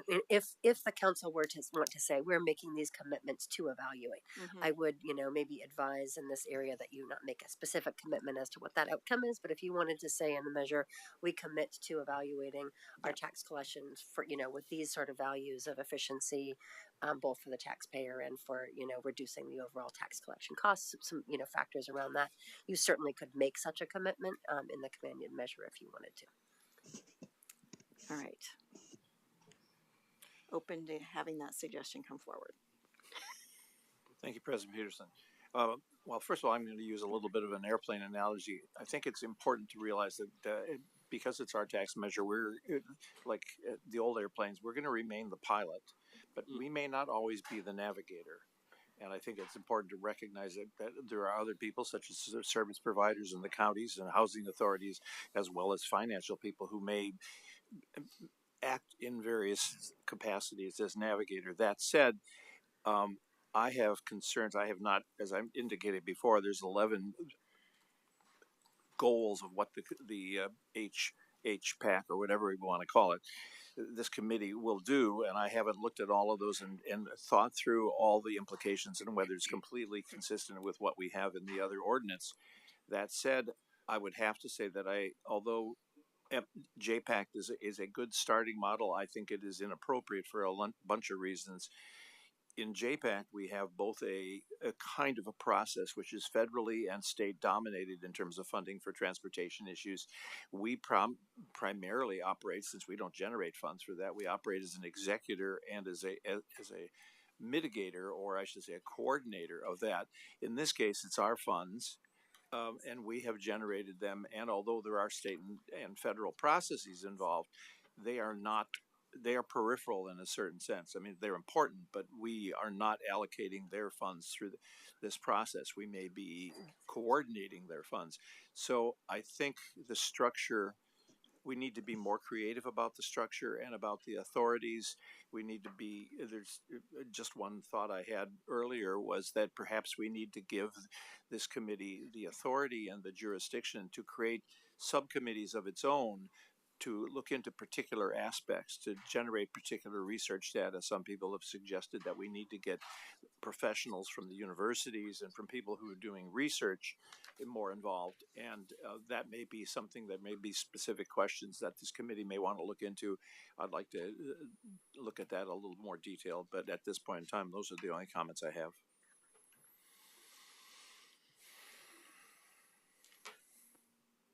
Oh, I'm sorry, I just sat down. Are you done? I'm done. Okay, thank you. Councilor Simpson. Thank you, Madam President. Not a whole lot here, more of a question. Section 5 on the action plan. I know we're not going to get complicated as we give this out to voters, but for our own situational awareness, how will this plan align with or braid with other works that we have at Metro that are also important, like Councilor Rosenthal just brought up, RTP, or something like that, where we do, when in the future, there may be site acquisition or land use issues that come up around it. How does this plan work with the other plans at Metro? I might look to the council president to think about the answer to that question. I think there have been a number of different discussions about what's the appropriate role and scope of the committee. I think this set of ordinances narrows down in the immediate moment, getting an action plan going, moving forward, some different components of the changes that you're looking for with urgency. But I think there have been discussions about what could future roles for a broader look at housing look like. How could this create the sort of hub of activity that helps coordinate cities around their work on trying to provide a greater range of housing? So just with that, I don't know if that's a helpful answer or prompt. I think when I think about it, like, yes, we're gonna answer the immediate crisis right now, right, with the current action plan that gets produced. Over 20 years, that plan is expected to, like, we're gonna have some wins, we're gonna have some losses, we're gonna have big wins. But as we move, how are we incorporating the work? So, like, even if we get into the space of economic development, how are we hitchhiking that work to that, so that we know we're hitchhiking folks with workforce development opportunities, or opportunities to, once we have transitioned them out of the streets or off the streets, into an opportunity where, if possible, they can fend for themselves or make a living for themselves. I mean, I guess I would just reflect on our practice of the past decades, which is to take our existing advisory committees that have their own scope of work and have them work together on things that have, as we understand regionally, have overlap. So MPAC and JPAC have been very involved together in thinking about the transportation plan and the land use implications of that. JPAC very involved in thinking about, as we look at growth areas from an urban land point of view, how does that impact our planning? So I would suggest that past practice is likely to get pulled forward as this committee gels and develops its stride and gets past the first iteration of a plan to a place where you could start to think about what are the implications of that housing and homelessness services plan for our transportation system and for our consideration of urban growth, just as two areas. So it is, and I don't see the specific language, and maybe Val can help me figure out where it is, but the intent of having two H's is housing and homelessness. We don't need to have the title, but I guess the point was to braid together the housing needs analysis for affordable and low income housing information with the production coming out of the cities and counties, along with the services side of this. So trying to braid the planning into the housing department as well. And so anything that is in those two realms would be part of this. And it would eventually, that information is going to go into an update of the comprehensive land use plan. It will go into our future vision. Just as Andy said, I think we do typically try to braid it informally, but I think that was the intent, at least with the planning, was to braid it with the housing. I see. Again, I know we're trying to keep this in very Yep. simple terms so that we can have this conversation, and I get the initial plan will probably be more of a like contingency critical. Let's get this done. I just want us to be forward thinking. Yeah. That's all. Mel, did you find it? Yes. So there's a what is perhaps too vague a reference. Yes. Which is why I Under couldn't find it. under section 4, subsection 1A, where we talk about sort of the role of the oversight committee and how they would be, overseeing program fiscal performance, leading regionalization efforts in the context of a broader and evolving housing and homelessness system and landscape. But we can, based on council feedback, we can consider Because- updating that language to be more explicit and potentially referencing the regional housing needs analysis. Yeah, I think so. But still leaving it broad enough because there's planning activities that may fold into this later. Certainly.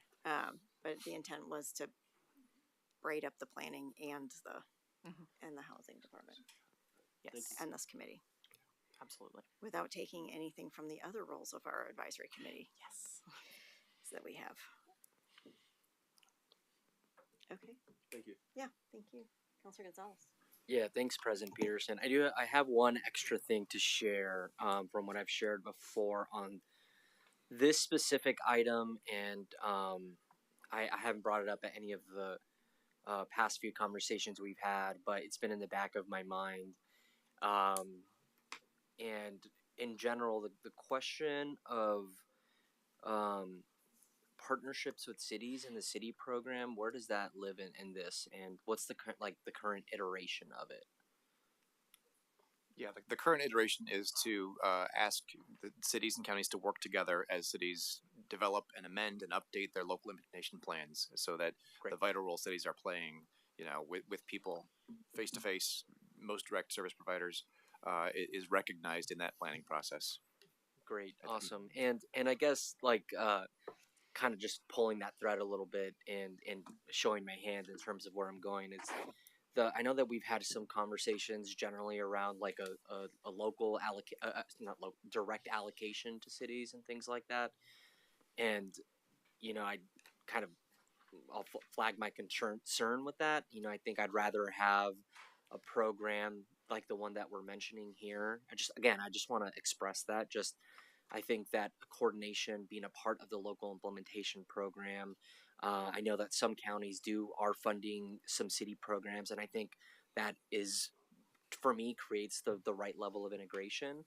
And so again, just kind of want to signal that, and as things change, would appreciate being kept in the loop. And just there's been so many conversations, so many presentations, and feedback that we've received from cities talking about questions about the feasibility, and I know that there's interest and concern, and so I was just throwing in my opinion in there as well. So I'd appreciate your guidance. Thanks. So to be clear, there are two things that we have asked the Housing and Homelessness Policy Advisory Committee to do on the backside of this being approved by voters. One is to come up with an allocation plan, Okay. and the other is to come up with what the city's program would look like. How do they want to interact together? There had been a direct ask by the cities to have their own program that has since changed. Okay. So we are trying to reflect that. And there is also a request not to have a specific allocation yet. And so that has also changed. And if we can reiterate that 1,000 times today, that would be awesome. Great, thank you. Thank you. I appreciate that, President Peterson. Good question. Yeah, I mean, it's one of those elements that I think going back, we've been talking about yes, great. Thank you. It will be repeated, and I'm grateful that we have this space to talk through some of those things, and with the timeline that we're on. So, pass it on. And we feel like Val. we're directed to repeat this. So Yes, thank you. No, and just to, Please repeat it. And just to build on that a little bit more, you'll also see specifically about the local implementation plans that there's a reference to demonstrating that local implementation partners are coordinating with the cities. They have to demonstrate that they are coordinating with the Hugely important. cities. And we are very explicit about that in particular because we know that there have been vastly different experiences across the 3 counties over the last 4 years.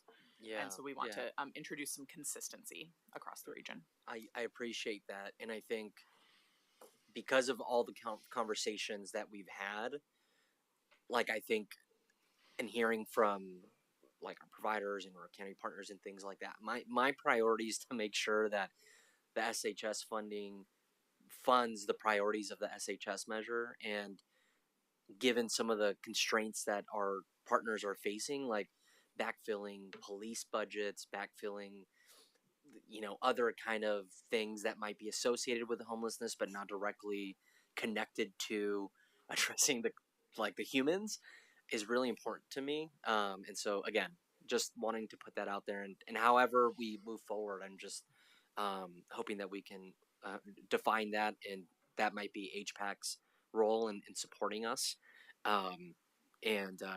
Just putting it out there. Thank you. Councilor Wong. Thank you, Madam President. I don't have any specific policy comments or additions on this ordinance, and I hope I'm not being naive, but what I really hope to see as an outcome of this ordinance is culture shift. And, I want to see, I actually firmly believe that culture eats strategy for breakfast. And, what we really want to see is creating a culture of transparency and accountability and actually shared ownership of a regional system. And that includes, our government partners as well as providers. And I think all too often in this conversation over the last couple months, I don't believe we have that culture or that trust. So how can we use this process to establish kind of the new norms and culture and rebuild this trust in the system? And, what I hear often is, we want homelessness to be, rare, brief, and non-reoccurring. But my empathy and compassion stops at my border or my jurisdiction. And we need to have a culture where we're all in this together and we see the humanity. And like, if you're in Clackamas County or Multnomah County and you're experiencing homelessness, like, we should care equally no matter where you live. And we don't have that system now, and I think that's what we're trying to get at from an outcomes perspective. And I really hope this ordinance moves us in that direction. Like, where is that place where we can have these difficult conversations to build, trust across this whole system? So that's just, I don't know if it's naive, but that's where I want us to end up after this process. And I hope this ordinance is part of that. I don't see anything that doesn't get us there. I think it moves us in that direction. Thanks. I think we have a chance to have that conversation again, and let's put a pin in it in terms of key performance metrics of what we're trying to achieve, right? And what I've been saying is the goal should be that no matter where you live in this region and no matter how you enter into the system, you should have automatically wraparound services. So if you enter in from addiction services, you should have access to housing immediately. There should not be 5,000 different forms with 3 different counties, with 2 different cities, right? That should be our goal, is the ease of being able to move off the street once you have committed to doing so, and to make sure you're moving along within the system and not stagnating at any point, or getting caught up in the bureaucracy of moving to the next step, right? Yeah. So I think we can get to that with the key performance conversation. And if I might add, as Councilor Simpson pointed out, we don't yet have data sharing agreements. And I think those are like basic building blocks of where we want to get to. And until we have kind of that trust in the system and our data, I think we're just honestly flying blind in many ways. So this ordinance, I hope we're able to proceed with it, but really what that allows us to do is facilitate these conversations, and bring everyone to build that shared ownership. Thank you. Councilor Nolan. Thank you. First, I want to acknowledge and appreciate that counties and their contracted partners have delivered services under SHS for the last 2 years that, as we heard even this morning, have positively benefited human beings in our region. But the emphasis appears not to have been on driving relentlessly to zero homelessness, so much as counting the various activities that we've done, or where and how much money has been spent. We don't collectively have a vision for completion of ending homelessness. Metro has to create and enforce that goal. I believe that the culture has to be established before we ask voters to trust us for the next 25 years to do it.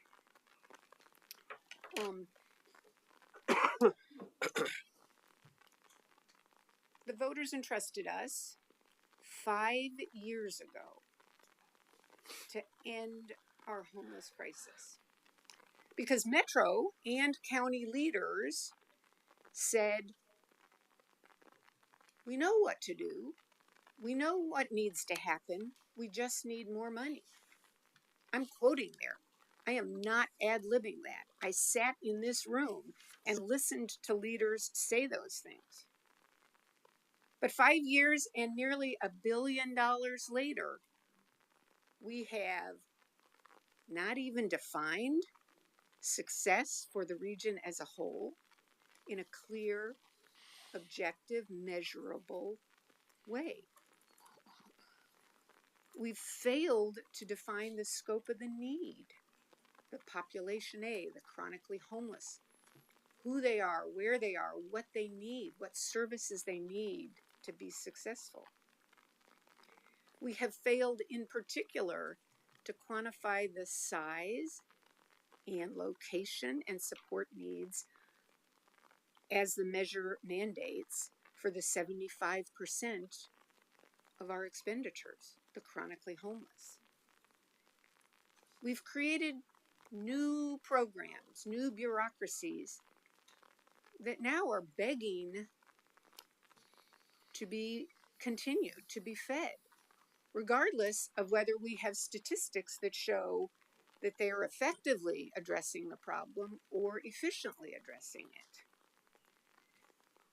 I estimate that I represent what is likely the vast majority of the chronically homeless population in this region, because I represent downtown and the industrial areas of Portland and the Columbia Corridor.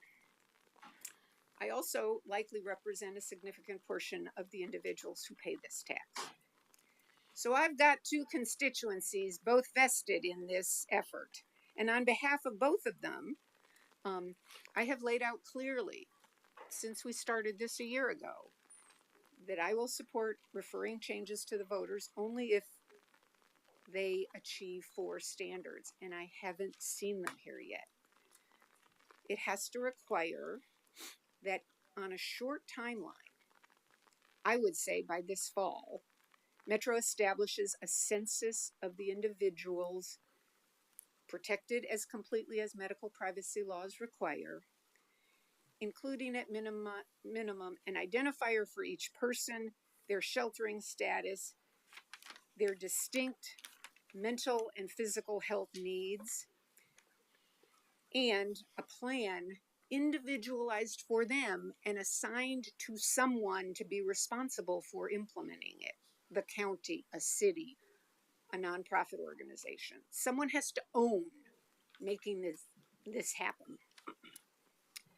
Second, using that census, our reforms should mandate that funds be allocated proportionately based on where the chronically homeless are. And as I said, which governmental entity will assume responsibility, will be held accountable for moving them out of chronic homelessness. Third, it should require expeditious improvement across the entire region of moving the number of chronically homeless to essentially zero within the time frame of the original measure, 2031. As regional elected officials and our partners promised voters in 2020. And finally, the tax rates should not change until. I appreciate all the effort everyone has put into bringing this proposal forward, all the time in committee, all the listening to other stakeholders, which is the way we get to consensus.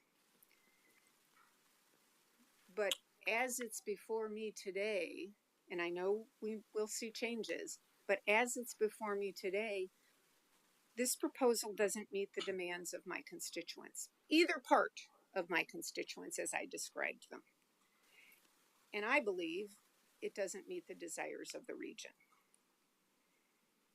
We've lost sight of what the voters supported. They want every human in our region to have clean, dry, warm, dignified shelter, and as possible and appropriate, longer-term housing. They need the services to thrive in that shelter and housing. And until we have a measure that requires that happen, I don't think we'll meet what the voters want us to meet. I want to work with my colleagues here and others to get us there. I think it's doable. I think it does require a change of our own culture, a change of our own perspective on what we're trying to deliver. Thank you. Just to wrap this up, based on your comments, Councilor Nolan, I would encourage you to look at Section 5 of the Companion Ordinance, SHS Program Regionalization, Regional Housing and Homelessness Action Plan, and see if there is anything in there that you would suggest making edits to, changes to, additions to get to some of your concerns. This is, I think, the place where it would be the most helpful. So if we can see any suggestions next time, that would be great. All right, as we move forward, I'll just wrap this up. Thank you, everybody, for good conversation. As I mentioned earlier, council office staff will be reaching out to you to see if you have any formal amendments, and we'll support you in drafting them before Tuesday. Right now, we are dancing on ahead of a pin. This is complex policy making, and pulling on any strings will have ripple effects. As we mentioned multiple times in this presentation, there are active conversations happening between coalitions and providers about aspects of this proposal. So I want to stress how delicate things are at the moment. You have until next week to decide whether you want to raise amendments and determine if you have enough support from your colleagues. Meanwhile, I want to express again my gratitude to the many people who've devoted so many hours to this conversation in recent months, whether that be our jurisdictional partners, service and housing providers, community and business organizations, and our own Metro counselors and staff. This work is fundamentally important and fundamentally worth it because so much is at stake. So thank you. And we will close this section out, and thank you all again. We will see us back next week for a conversation, hopefully around the tax structure on this. So thanks. Okay. Thank you. Okay. Next, counselors, we will move on to Chief Operating Officer Communication. Marisa. Yeah, I know. I don't have any. One moment. Thank you, President Peterson, and thank you for that discussion, Council. Just a reminder that this Monday is Martin Luther King Jr. Day. We observe it here at Metro, and so this building will be closed.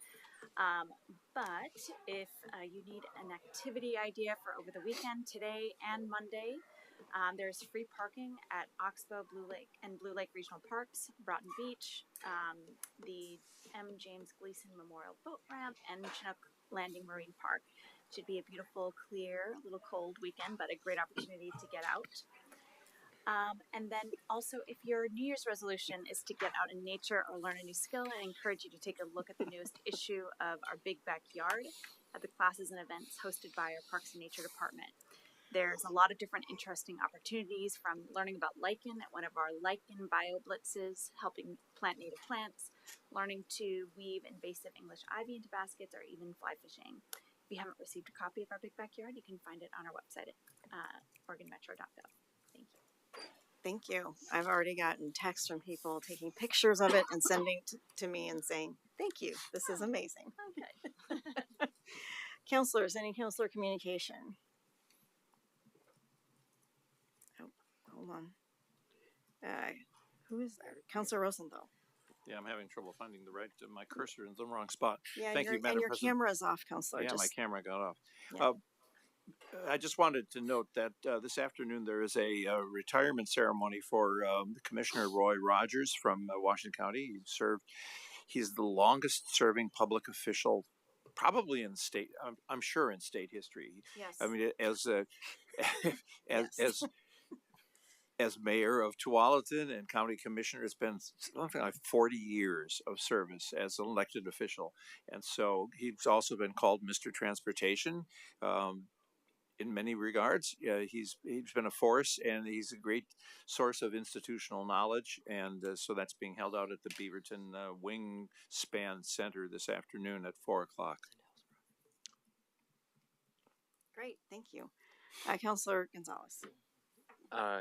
Great, yeah, and I'll see you there, Councilor Rosenthal. Just small corrections in Hillsborough, just so we don't want to confuse folks. So this morning we had our JPAC meeting. We have a few new members that have joined us.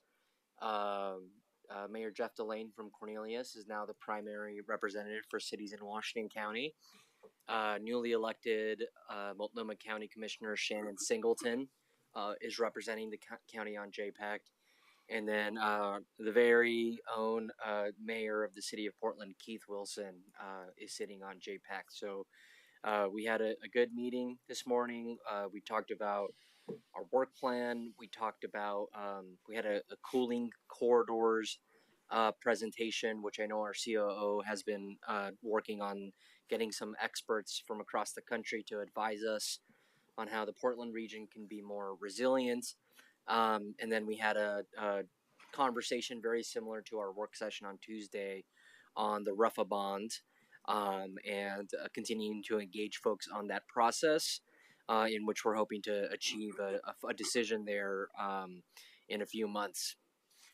Also, yesterday we had a vibrant electric TV highway legislators breakfast. We had like 30 to 40 people there at a cafe on TV Highway.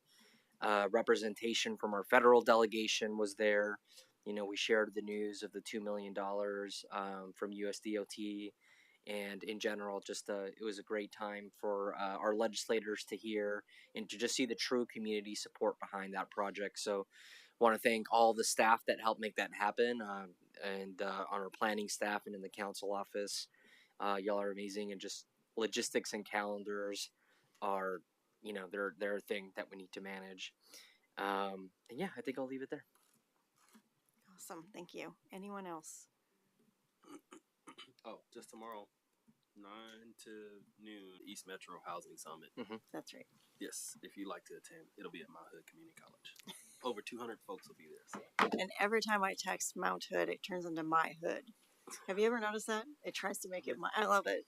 No, it is My Hood, but I get to see it every day. Every day. Anyway, all right.